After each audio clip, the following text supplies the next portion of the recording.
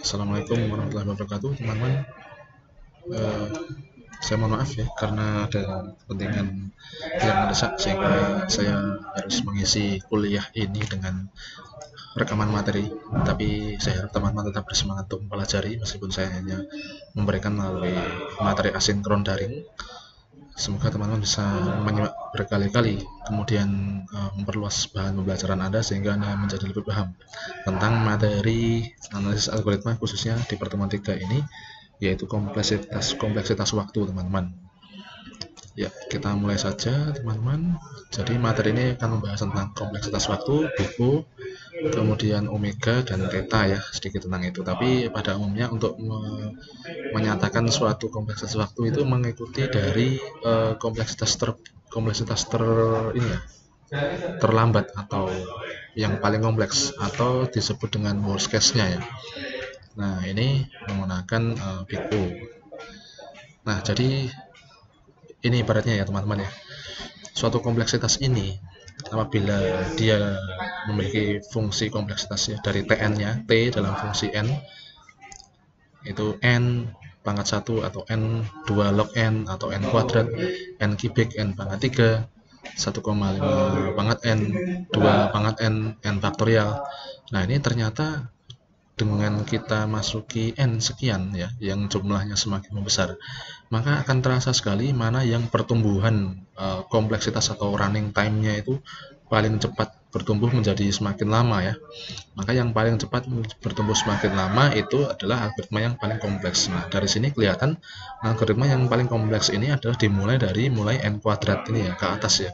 N kuadrat ini ketika dimasuki 1000 dia 1 second, tapi ketika dimasuki dengan 1 juta dia 12 hari.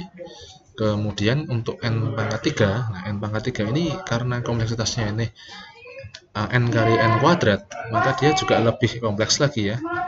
Untuk N sama dengan 1000 ini 1 second, ini 18 menit ini untuk yang N pangkat 3. Kemudian yang untuk 1,5 pangkat N, nah ini udah mulai lama sekali ya. Bayangkan teman-teman, kalau misalkan 1,5 pangkatkan 1000, ini kan 1,5 pangkat 1000 itu kan lama sekali teman-teman ya.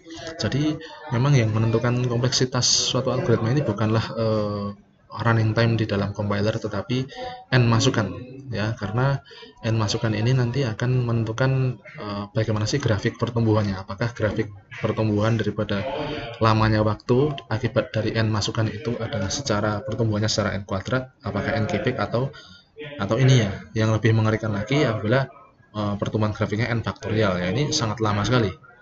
Baru N-nya dimasuki 10, dia sudah lebih lama daripada algoritma dengan kompleksitas lainnya ya.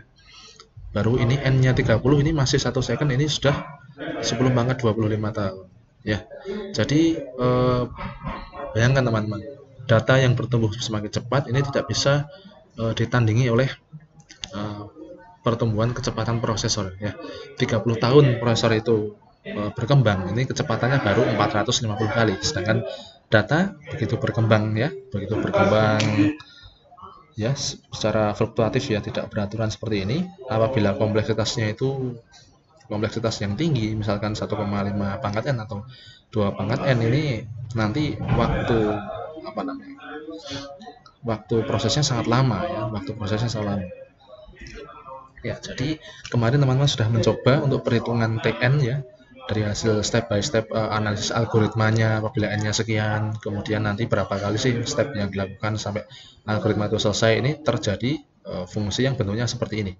Kemudian diambil bagian dari fungsi itu yang paling kompleks. Misalkan teman-teman sudah pernah menghitung for bersarang, for di dalam for misalkan hasilnya 2N kuadrat plus 2N, maka yang menjadi ON-nya atau fungsi N-nya itu diambil yang N kuadratnya ya, N kuadratnya. Karena yang paling kompleks adalah bagian N kuadratnya. Jadi program itu akan memproses bagian algoritma yang paling kompleks ya. Kalau 2N kuadrat plus 2N itu yang paling kompleks adalah N kuadratnya, bukan 2N-nya. Sehingga big O-nya itu N kuadrat. Oke, jadi ini ketika dimasuki ya, ini hasil ini adalah ketika dimasuki dengan 10.000 data. Kemudian ketika ini 1,5 dimasuki n-nya digantikan dengan 10.000, ini hasilnya sangat lama sekali, dan seterusnya ya. Tergantung kompleksitasnya itu persamaan yang tertinggi, yang paling kompleksnya itu apa gitu. Nah ini ya, dulu prosesor itu tahun 1982 ini kecepatannya 8 MHz, ini mikroprosesor ya, 8026. Kemudian pada tahun 2012, 30 tahun kemudian, ini 3600 MHz, itu 450 kali lipat ya. Baru 30 tahun ini ya, 30 tahun pertambahannya sangat lambat ya. 30 tahun itu baru 450 kali lipat. Bayangkan data yang tidak hanya menunggu tahun, menunggu detik pun bisa berubah begitu cepat ya. Data itu bisa banyak ya, apalagi big data di era internet yang begitu bebas ini ya, yang fenomena IoT, di mana kita membawa gadget ini kemana-mana, kita selalu memberikan informasi ke server Google, kemudian Google ini memberikan informasi ke aplikasi-aplikasi lainnya ya, untuk melakukan kolaboratif filtering ya. Jadi hal-hal semacam itu menimbulkan lonjakan data yang besar ya, sehingga n data yang diproses ini dalam waktu tidak menunggu 30 tahun pun sudah bisa bertambah semakin cepat ya. Sehingga disinilah perlu adanya suatu analisa algoritma, bagaimana kita bisa mengembangkan algoritma, memangkas algoritma, tapi dengan tetap mempertahankan tujuan daripada algoritma itu bukan pekerjaan yang mudah teman-teman ya. Oke, nah ini begini ya teman-teman ya, dari tahun ke tahun ini jumlah transistor atau rangkaian yang menjadi komponen utama penyusun dari prosesor itu semakin bertambah, tetapi ukurannya semakin kecil ya. Tahun 71 ini 2300 transistor, tapi transistornya masih transistor yang kuno, yang besar-besar, sehingga komputer bentuknya sebesar rumah ya. Kemudian sampai menjelang tahun 2000-an, ini transistornya semakin banyak, tapi ukuran prosesornya ini lebih kecil ya. Jadi kecanggihan teknologinya mulai meranah ke teknologi mikro ya, teknologi mikro. Sekarang teknologi nano ya.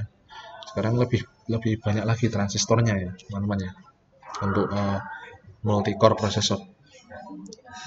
Nah, teman-teman, kecepatan prosesor yang tinggi itu tidak akan menurunkan kompleksitas waktu suatu algoritma, namun hanya menurunkan running time.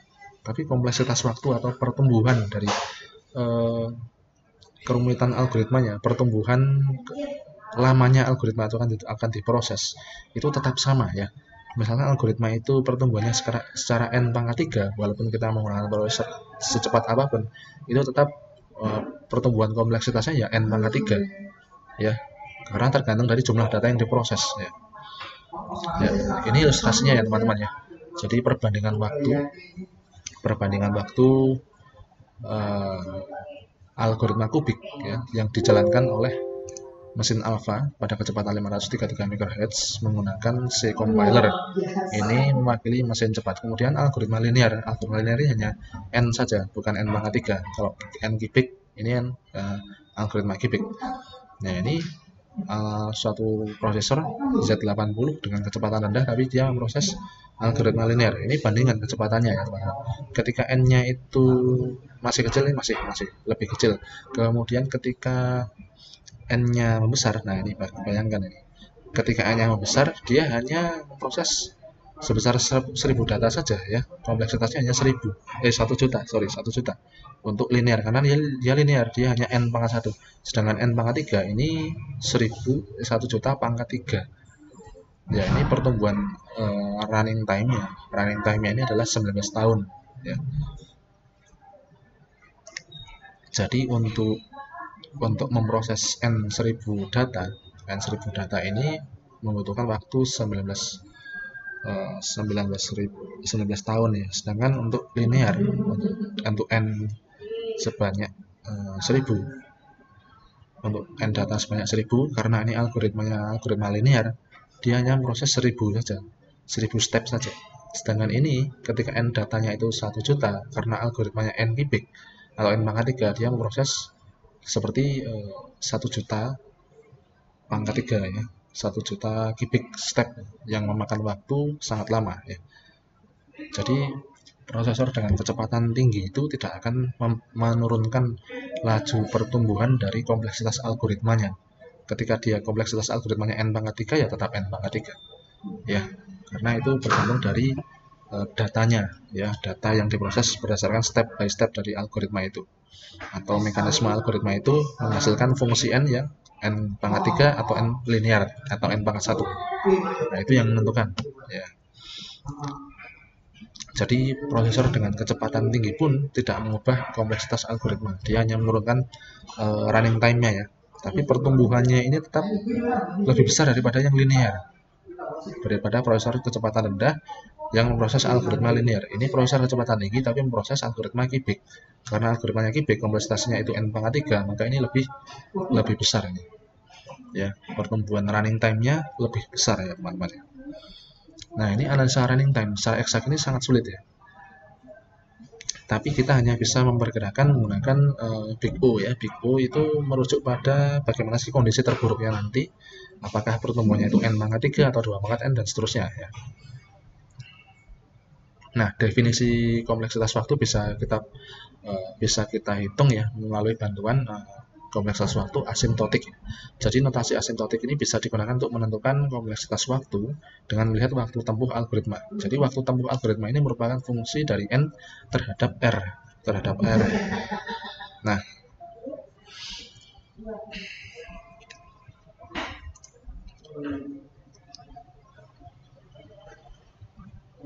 oke, kita lanjutkan teman-teman ya. Nah, jadi dalam kompleksitas waktu asimptotik ini terdapat 3 macam keadaan, teman-teman. Nah, keadaan rata-rata ini adalah average case ya, dilambangkan dengan notasi theta ya, dibaca theta. Keadaan tercepat adalah best case ketika algoritma itu cepat menemukan datanya ya, ini dilambangkan dengan notasi omega. Kemudian keadaan terburuk ini adalah big O ya, dengan notasi O. Ini biasanya digunakan ya. Jadi kinerja algoritma itu biasanya diukur dengan menggunakan patokan keadaan terburuk atau worst case-nya yang dinyatakan dengan big O. Mengapa? Karena program itu akan diproses berdasarkan bagian algoritma yang paling kompleks ya, akan mengikuti kecepatan algoritma paling kompleks ya. Ya, seperti tadi yang saya katakan ya, kalau ada 2n/3 plus 2n, maka yang itu notasinya adalah big O ya. Big O-nya itu adalah n kuadrat, karena 2n-nya itu lebih besar daripada n kuadrat. Bagian n kuadratnya ini adalah bagian yang paling kompleks, sehingga itulah yang worst case-nya yang kita jadikan patokan nilai daripada big O-nya ya. Nah, ini notasi big O ya, teman-teman ya. Nah, ada sedikit perbedaan, teman-teman. Jadi kemarin ini kan grafik ya, n kuadrat atau berapa ya, yang berdasarkan n masukan. Kalau ini untuk mencari apakah waktunya itu masuk waktu terburuk, kompleksitasnya itu masuk kompleksitas terburuk atau terbaik atau rata-rata ya. Nah, jadi kalau misalkan ini suatu fungsi fn ya, ini dikatakan dia masuk ke dalam worst case atau kondisi waktu terburuk ya dari suatu kompleksitas algoritma itu apabila persamaan dari fn ini lebih kecil atau sama dengan suatu konstanta yang dikalikan dengan mutlak Gn ya. Jadi Fn dan Gn ini harus positif, dimana kalau Fn ini misalkan persamaan 2n kuadrat plus 2 ini lebih kecil dari misalkan C dikali 2n kuadrat plus 2n ya. Ini kalau memenuhi persamaan itu dengan n lebih besar dari n0, biasanya n0 ini adalah 0 ya, biasanya n0 itu 0. N ini adalah banyaknya n data yang diproses. Maka akan terpenuhi kondisi bahwa Fn ini sudah pasti merupakan OGN ya. Nah, OGN yang diambil hanyalah pangkat yang tertingginya tadi. Oke, misalkan ada polinomial ya, misalkan fungsi A dengan parameter n ya. A polinomial ya, misalkan X pangkat 4 ditambah AX pangkat 3 dan seterusnya ya, sampai dengan A0 ya. Nah, ini adalah misalkan suatu polinom berderajat n, maka big O-nya ya, kompleksitas A dalam variabel n, big O-nya adalah n pangkat m ya. Jadi big O dari AN ini adalah O n pangkat m ya, karena n pangkat m ini adalah bagian yang paling kompleks. N pangkat yang tertinggi itu adalah bagian yang paling kompleks. Nah, itu teman-teman, kalau misalkan suatu Fn ini tadi ya, misalkan 2 pangkat n pangkat 3 ditambah dengan n kuadrat ditambah dengan satu kali n. Nah, ini kalau dikalikan dengan suatu CGN, kok hasilnya lebih besar yang dikalikan dengan CGN tadi ya. Maka berarti Fn ini lebih kecil daripada CGN ya. Ini memenuhi kondisi bahwa Fn itu adalah OGN. Itu ya teman-teman ya. Nah, ini soalnya ya teman-teman, untuk memperjelas ya. Jika kita punya suatu fungsi kompleksitas dari algoritma itu seperti ini ya. Fungsi dalam masukan n ini n pangkat 3 ditambah 20 n kuadrat ditambah 100 kali n. Maka dapat dikatakan Fn sama dengan big O-nya n pangkat 3. Yang diambil pangkat terbesarnya aja, karena ini bagian dari bagian yang paling kompleks ya. Bagian paling kompleksnya adalah n pangkat 3, karena sampai kapanpun dengan n yang besar, nilai n pangkat 3 itu akan lebih tinggi daripada ini ya, daripada n kuadratnya ini. Nah, buktinya untuk n lebih besar dari 0, n pangkat 3 ditambah 20 kali n kuadrat ditambah 100n, ini akan selalu lebih kecil dari n pangkat 3 ditambah 20 n pangkat 3 ditambah 100 kali n pangkat 3. Maka di sini kita lihat, di sini ketika CGN ini adalah fungsi yang dibentuk dengan menyamakan pangkat yang tertinggi di sini. Variabel dengan pangkat tertinggi di sini kita samakan, yaitu n pangkat 3 semua, dan di sini kita tahu bahwa koefisiennya itu adalah 1 ditambah 20 tambah 100 atau 121 n pangkat 3. Maka di sini c-nya adalah 121. Untuk nilai c sama dengan 121 dengan n0 sama dengan 0, dan kita tahu bahwa n yang kita pilih itu lebih besar dari n0 ya. Maka definisi itu akan terpenuhi seperti ini ya. N pangkat 3 ditambah 20 n kuadrat ditambah 100 kali n itu adalah Fn-nya. Ini lebih kecil dari sama dengan CGN. Nah, CGN-nya itu adalah GN-nya itu adalah n pangkat 3, kemudian C-nya adalah 121. Oh, terpenuhi seperti rumus yang tadi, teman-teman. Ya, maka dengan demikian Fn itu ada di bawah CGN ya. Berarti dia ini adalah ON pangkat 3 ya. ON pangkat 3. Karena ini sampai kapanpun tidak akan lebih besar daripada ini ya. Daripada 121 n pangkat 3 dengan C 121. Maka yang diambil big O-nya adalah n pangkat 3. Gitu ya teman-teman ya. Ini Fn, ini CGN.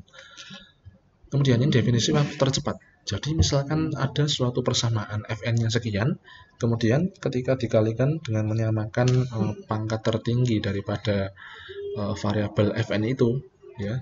Ketika ada C dikalikan dengan suatu fungsi yang menyamakan pangkat tertinggi variabel dengan pangkat tertinggi dari Fn itu, hasilnya Fn-nya masih lebih besar daripada CGN. Maka Fn itu adalah omega Gn, atau dia adalah waktu tercepat ya. Waktu tercepatnya itu dengan derajat yang itu ya, OGN-nya ya. Ya, jadi seperti ini teman-teman. Ini Fn-nya lebih tinggi. Mengapa? Karena ketika dikalikan CGN, CGN-nya masih di bawah Fn. Ya. Ini lain ya teman-teman, tidak seperti yang kemarin ya. Kalau yang kemarin itu adalah n kuadrat atau dua pangkat n itu adalah khusus kurva big O ya, khusus kurva big O yang kita bicarakan di kelas. Kalau ini adalah kurva untuk Fn dan CGN untuk mengetahui apakah waktu tercepat, apakah waktu terburuk, ataukah waktu rata-rata ya. Jadi ketika Fn itu dikalikan dengan fungsi dari Fn itu, ketika dikalikan dengan suatu C, dengan variabelnya itu diubah ke variabel dengan pangkat tertingginya Fn, maka hasilnya ternyata masih lebih besar dari Fn. Itu akan memenuhi kondisi bahwa Fn sama dengan omega Gn ya. Fn sama dengan omega Gn.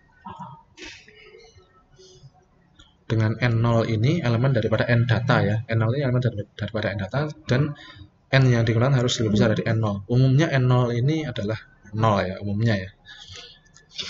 Gitu teman-teman. Kemudian untuk waktu rata-rata, jadi Fn tadi, misalkan ada fungsi kompleksitas dengan Fn, ketika kita menemukan suatu 3 konstanta positif ya.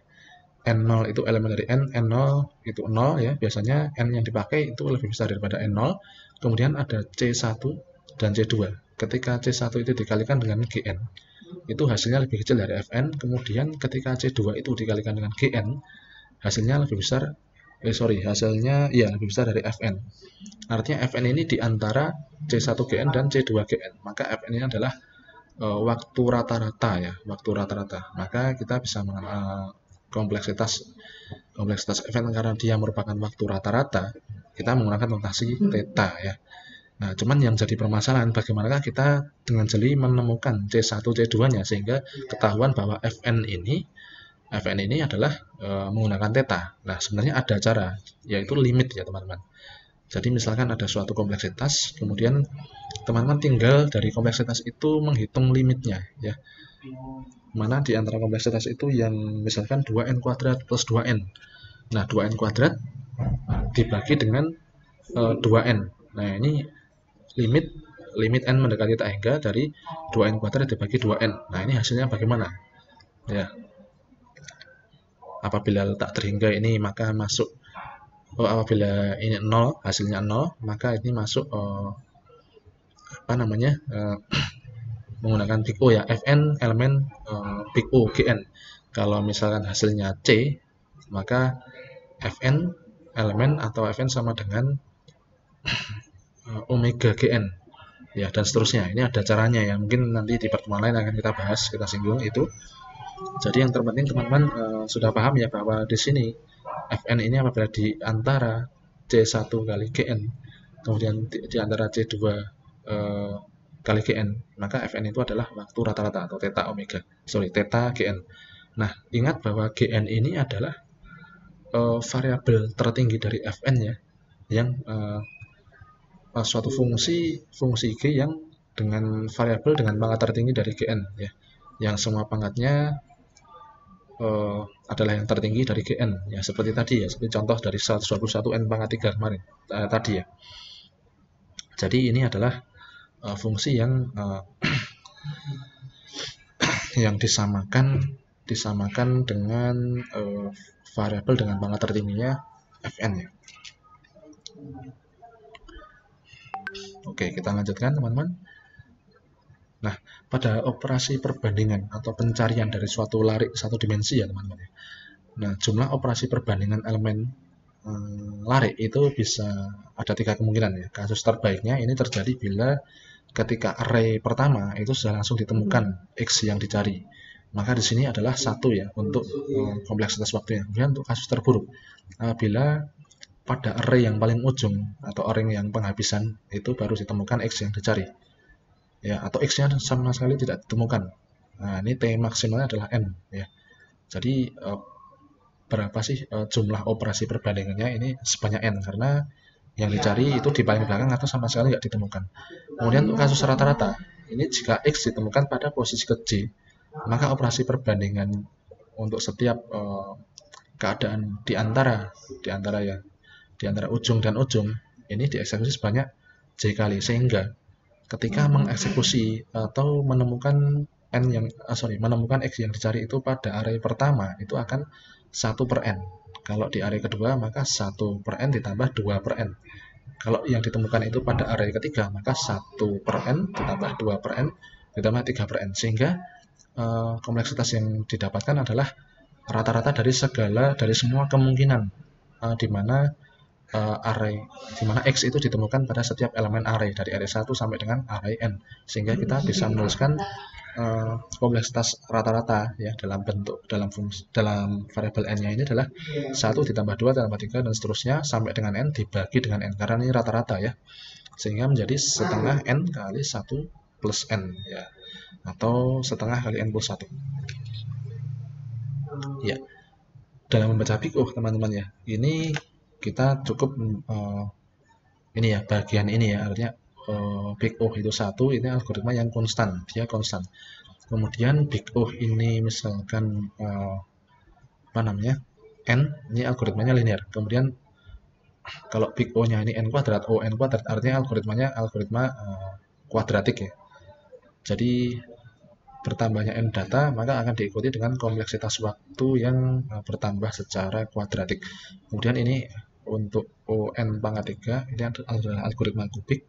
Kemudian O log n contohnya pada binary search tree ya, binary search tree yang seimbang. Ini kompleksitas waktunya adalah 2 log n atau log n ya. Kemudian untuk O pangkat ini big O ya dari n pangkat m ini adalah kompleksitasnya bertumbuh secara eksponensial ya, secara n pangkat m. Kemudian notasi Big O bisa berisi kombinasi dari contoh-contoh di atas. Nah, misalkan begini teman-teman. Teman-teman menemukan dalam suatu algoritma ini, misalkan bagian subalgoritma yang pertama ini adalah O pangkat 1. Kemudian bagian subalgoritma kedua itu adalah O pangkat n. Kemudian bagian subalgoritma ketiga adalah O pangkat n kuadrat. Maka kita harus menjumlahkan. Nah, bagaimanakah penjumlahan dari O, ya, Big O? Big O itu dijumlahkan, nanti hasilnya adalah Big O yang terbesar. Misalkan O1 ditambah ON ditambah ON kuadrat. Yang paling kompleks ini adalah hasil akhir dari penjumlahan Big O-nya, yaitu yang N kuadrat. Misalkan O1 ditambah ON ditambah ON kuadrat, hasilnya ON kuadrat. Kemudian O1 ditambah O1 tambah O1 itu adalah maks dari pertambahan O1 sebanyak 3 kali tadi, hasilnya tetap O1. Kemudian kalau ini misalkan O pangkat 3 ditambah dengan O log N, hasilnya adalah O pangkat N pangkat 3, O N pangkat 3, karena ini adalah yang paling kompleks. Jadi Big O ini yang dipakai adalah maksimum dari bagian yang paling kompleks, itu adalah hasil akhir dari pertambahan Big O-nya. Nah, teman-teman, kalau suatu algoritma, misalkan begini teman-teman, di dalam algoritma itu ada perulangan yang O-nya itu misalkan perulangan pertama ini O-nya adalah N2 ya. Kemudian perulangan yang paling atas, perulangan yang terdalam ini adalah O-nya N3, perulangan yang teratas adalah O-nya N2, maka kita kalikan ya, N2 kali N3 yaitu N pangkat 5. Ini misalkan seperti itu. Misalkan for di dalam for ini biasanya masing-masing dibagi di setiap bagian perulangan kita hitung O-nya dulu, kemudian perulangan atasnya ini kita hitung O berikutnya O di atasnya, maka dikalikan ya. Karena for di dalam itu merupakan perulangan sebanyak berdasarkan for yang terluar ya. Lain halnya kalau algoritma sekuensial. Kalau algoritma sekuensial tadi ketika subprogram yang pertama itu O pangkat 1, O1, subprogram kedua itu ON, subprogram ketiga itu ON kuadrat, dijumlahkan ya, O1 tambah ON ditambah ON kuadrat, itu hasilnya adalah ON kuadrat ya. Tapi kalau perulangan, di dalam perulangan hati-hati teman-teman, kita harus tentukan dulu ON yang terdalam, kemudian dikalikan dengan ON dari perulangan yang mengulang atau perulangan yang di luarnya. Kemudian itu hasil ON-nya berapa dikalikan dengan ON dari perulangan yang terluar lagi ya. Sehingga hasil totalnya adalah perkalian dari N pangkat di dalam O-nya itu ya. Oke teman-teman, untuk karakteristik dari worst case analysis dengan kasus terburuk ya, ini lebih sesuai untuk algoritma yang memerlukan respon waktu yang kritis. Jadi jangan sampai kita keliru ya. Jadi analisisnya adalah analisis waktu terburuknya, supaya masih ada jeda waktu. Apabila waktu terburuknya itu sekian, maka masih ada jeda waktu sebelum mengalami waktu terburuk. Nah, seperti program pengendali pembangkit tenaga nuklir, di mana dijamin tidak ada running time algoritma tersebut yang melebihi worst case-nya. Jadi worst case-nya harus dimaksimalkan, karena ibaratnya worst case ini adalah suatu batas, jangan sampai mencapai worst case ini sudah harus ditangani begitu, supaya tidak ada running time yang melebihi dari batas itu ya.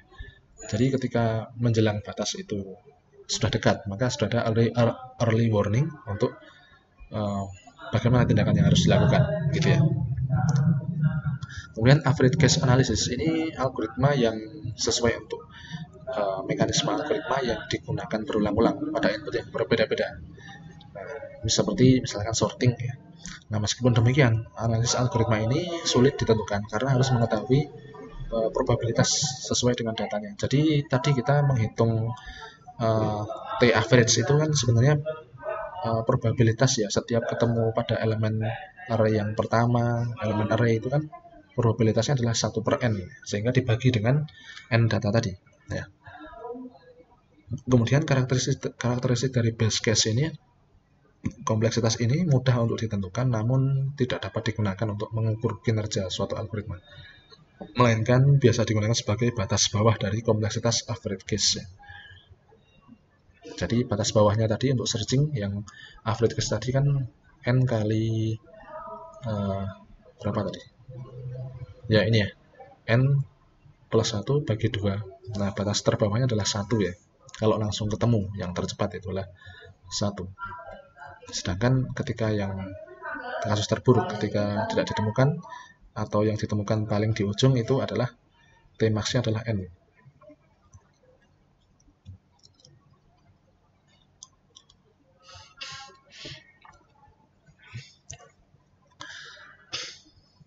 Ya, jadi kompleksitas base case analysis ini belum bisa menggambarkan kondisi realnya kalau terjadi worst case maupun average case ya. Jadi hanya batas bawah kompleksitas. Jadi kompleksitas itu kan sesuatu yang paling worst case kan sebenarnya, yang paling menggambarkan kompleksitas itu. Tapi kalau analisis base case ini adalah kondisi ketika paling mujur dari algoritma itu, kondisi terkecilnya untuk kasus yang mudah itu bagaimana. Ya, jadi belum bisa menggambarkan untuk realnya ya. Kalau yang bisa menggambarkan realnya ya itu tadi worst case tadi ya.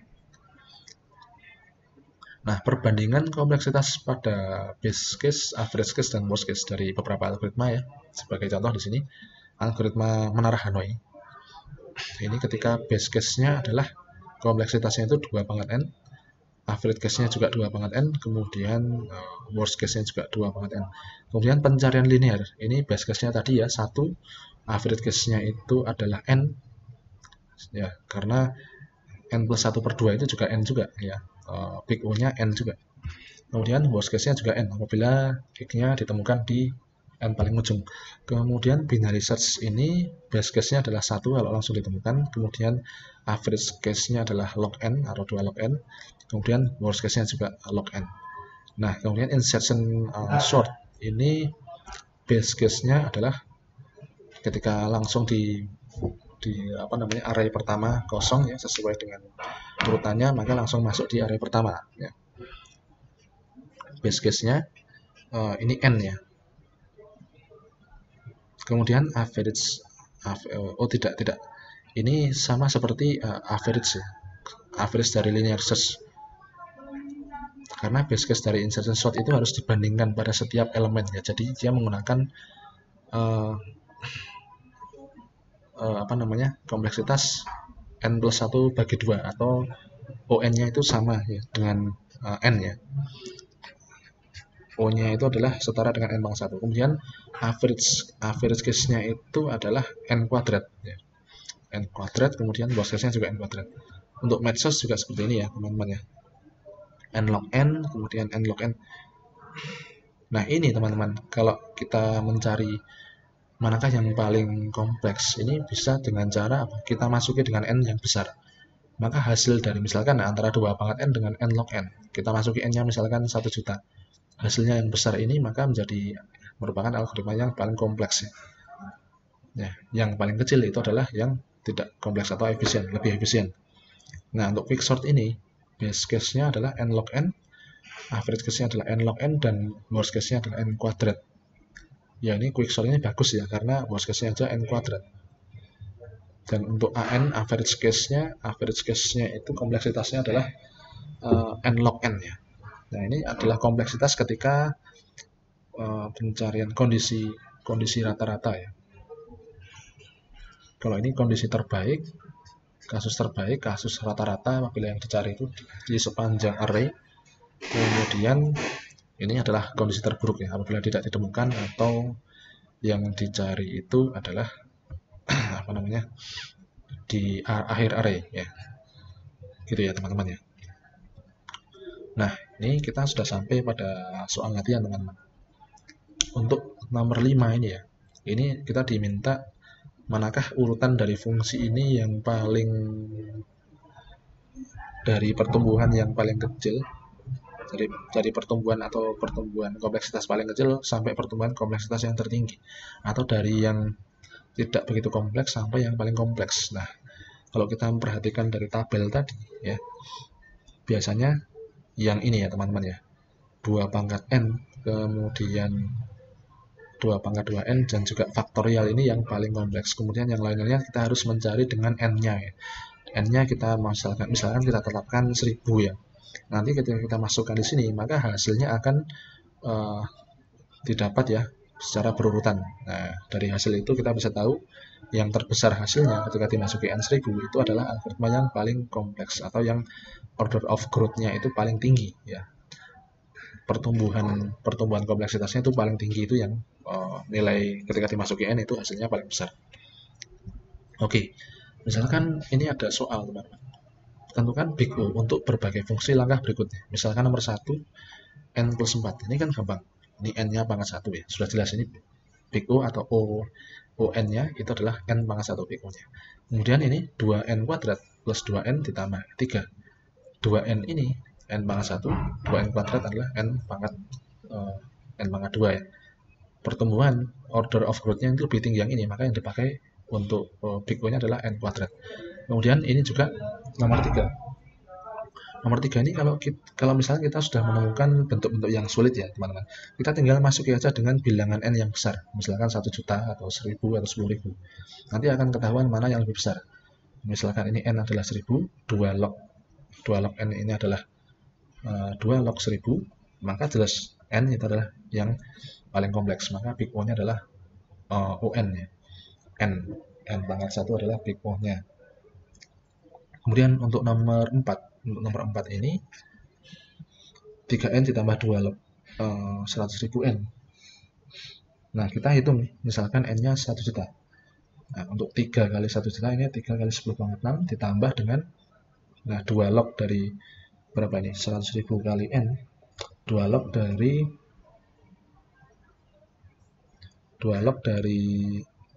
100.000 kali 1 juta.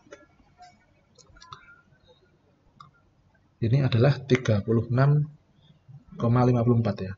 36,54. Nah, maka jelas bahwa yang 3 kali 10 pangkat 6 atau 3 kali 1 juta tadi lebih besar. Maka di sini big O-nya adalah O pangkat N. ON ya. N pangkat 1. Kemudian nomor 5. Untuk nomor 5 ini, nah kita tinggal bandingkan aja. 3 kali N kali 2 log N dengan N kuadrat ini lebih besar mana? Nah, kita masuki aja dengan 1 juta misalkan N-nya. 3 kali 10 pangkat 6 kalikan dengan 2 log 1 juta itu 19 ya. Kemudian ditambah dengan ini 10 pangkat 6 kali pangkatkan 2 berarti 10 pangkat 12. Nah, berarti di sini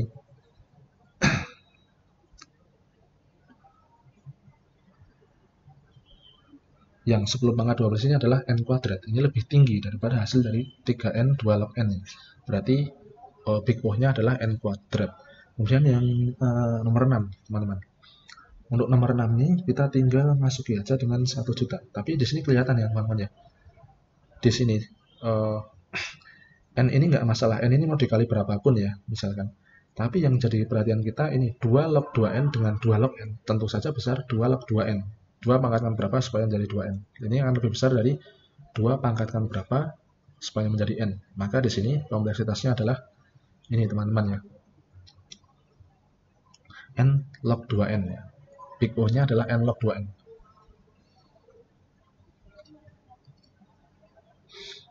Ini karena ini ketika dimasuki N-nya itu 1 juta, ini lebih besar ya. Karena program itu akan mengikuti bagian algoritma yang paling kompleks ya, sehingga ini adalah big O-nya. Kemudian nomor 7 teman-teman, 2 log 1 juta ditambah dengan 2 log dari 2 log berapa ini? 9, angkanya ada 1, 2, 3, 4, 5, 6, 7 digit kali 1 juta ya, berarti 0-nya 6. Nah, hasil daripada ini teman-teman, kalau kita menggunakan kalkulator,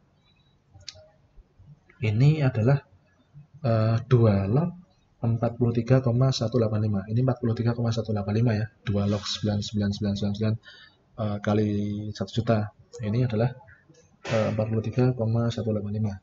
Nah, bandingkan dengan 2 log 1 juta ya. Nah, ternyata nilainya lebih besar yang 2 log 1 juta ya.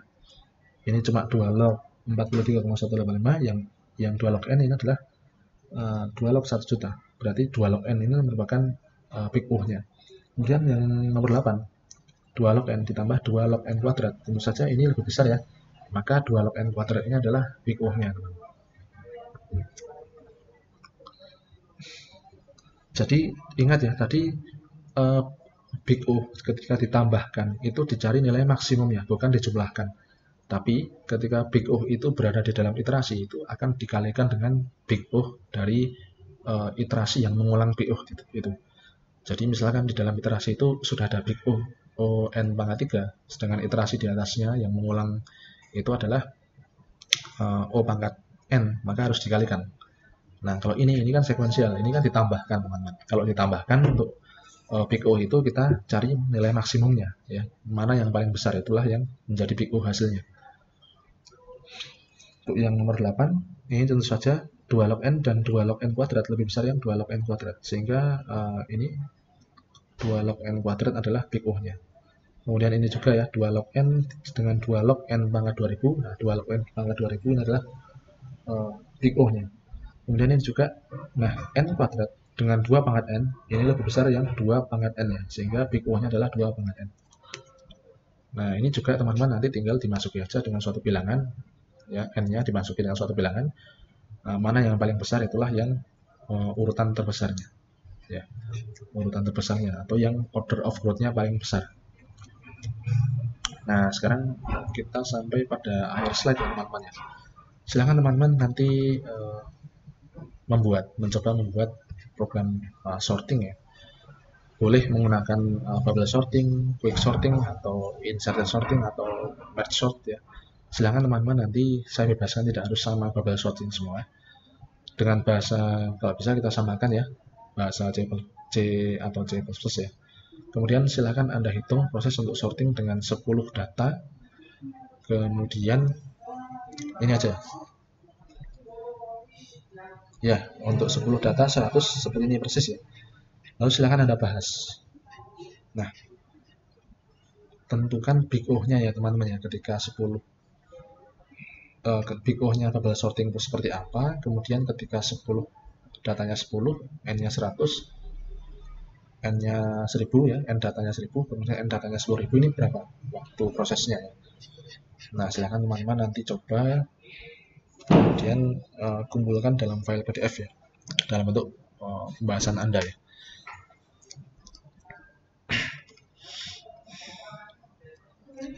Ya teman-teman, demikian untuk pertemuan ketiga ini teman-teman.